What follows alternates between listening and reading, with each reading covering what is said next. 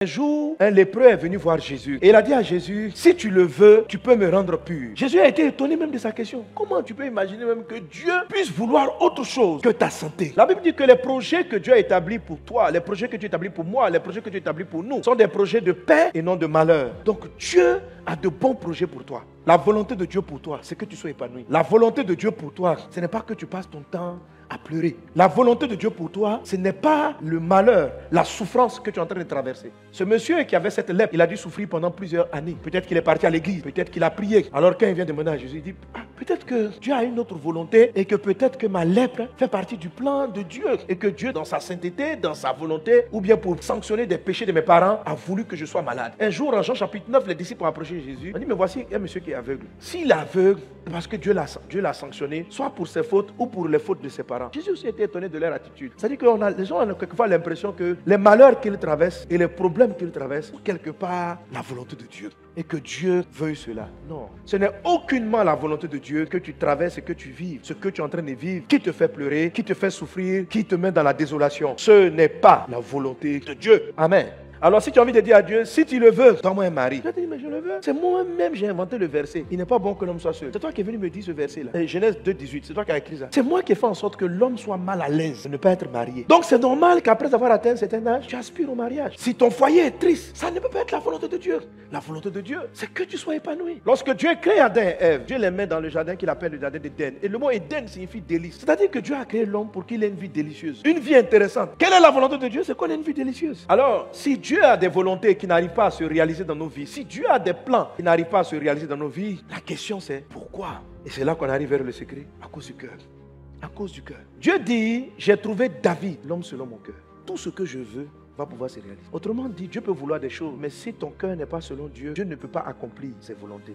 Si Dieu n'arrive pas à réaliser, à accomplir certaines choses dans ta vie, c'est une affaire de cœur. Il y a des choses qui se passent dans tes pensées qui sont le problème, qui sont la cause des retards, des miracles, qui sont la cause d'un exaucement qui tarde. Il y a quelque chose qui se passe dans ton cœur qui gêne le ciel. Mais la porte du secret, c'est le cœur. Cette partie-là que personne n'entend, que personne ne voit, sinon Dieu et toi. C'est de là que viennent les obstacles à la réalisation du plan de Dieu, à la réalisation de la volonté de Dieu. Heureusement que David, dans le psaume 51, verset 10, va dire, oh Dieu, crée en moi un cœur pur. Je vous prie, frères et sœurs, c'est un sujet majeur de chercher un cœur selon Dieu. Alléluia. Il dit, j'ai trouvé David, l'homme selon mon cœur. Tout ce que je souhaite va pouvoir se faire.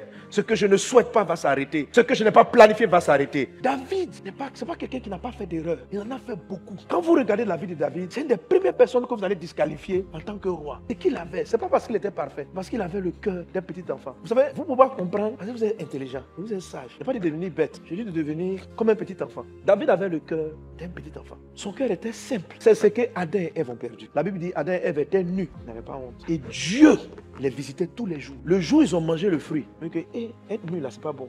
Leur cœur a basculé. Alors c'est quoi le cœur d'un petit enfant? Je l'ai prêché. Premièrement, un petit enfant est profondément collé à ses parents. Le petit enfant, je ne parle pas d'un enfant, je parle d'un petit enfant. Un petit enfant, quand il se réveille, maman, papa, c'est pas ses amis, c'est pas son travail. Quelqu'un, quand il se réveille, il réfléchit à la vie. Qu'est-ce qu'il va gérer? Son cœur devient sage et intelligent. C'est comme si ses yeux vont commencer à se voiler aux réponses de Dieu, aux solutions de Dieu, aux miracles de Dieu. Si la prière, parler à ton papa céleste, n'est pas ta première sensation du réveil, c'est que ton cœur a vieilli. Jésus a dit, si vous vous rendez humble, ça veut dire que toi-même, tu dois avoir des signaux. Je te dis, la manière dont je commence à agir, je me suis éloigné de ce cœur. Je ne vais plus comprendre les choses de Dieu. Dieu ne pourra pas faire toutes ses volontés avec moi. Qu'est-ce que David avait avec le cœur d'un petit enfant? Son réflexe de chercher Dieu, il ne l'a jamais perdu. Pourquoi ton miracle tarde à se mettre en place? Parce que tu cherches moins Dieu que la résolution de tes problèmes. Tu cherches plus à décanter tes situations qu'à chercher la personne de ton papa. Le cœur d'un petit enfant ne retient pas le mal. Un petit enfant, il fait par là, il pleure, la fin de pleurer, et puis il joue encore. Le mal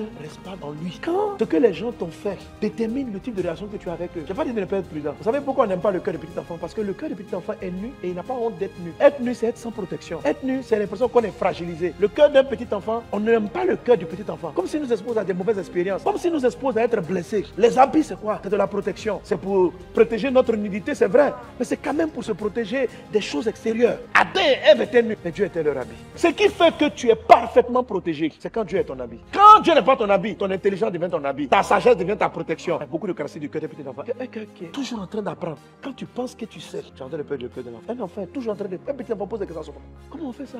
Pourquoi tu as fait ça? Tu vois, toi, tu n'es plus en train d'apprendre. Toi-même, quand tu arrives au culte, le pasteur parle, si tu sais, vous savez. Tu es vieux. Dieu ne dénie pas le fait qu'on soit adulte. Il y a un aspect où on doit être mature. On doit savoir juger les choses. Mais l'état du cœur, un enfant n'est pas malicieux. Donc quand tu vas lui demander, papa, pourquoi c'est comme ça, il va même t'expliquer. Très simplement. Papa, quel est le chemin que tu dois prendre? Il va te dire. Cette relation-là, tu l'aimes ou tu l'aimes pas? Il va t'expliquer.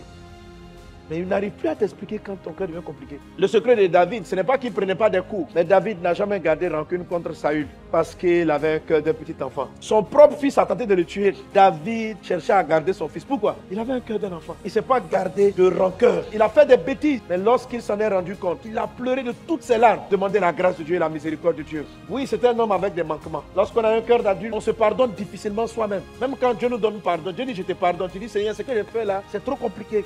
Le cœur d'un petit enfant, c'est accepté. Quand papa lui promet, je te donne un vélo, l'enfant danse déjà comme s'il avait le vélo. La promesse d'un père à un petit enfant, c'est déjà la preuve qu'il a. Quand on commence à avoir un cœur d'adulte, papa dit, je ferai. Qu'est-ce qu'il a l'argent pour faire? Le vieux, il promet, mais de temps en temps, il n'a pas fait. Dieu dit, je t'ai guéri. Tu sais quoi, il a dit?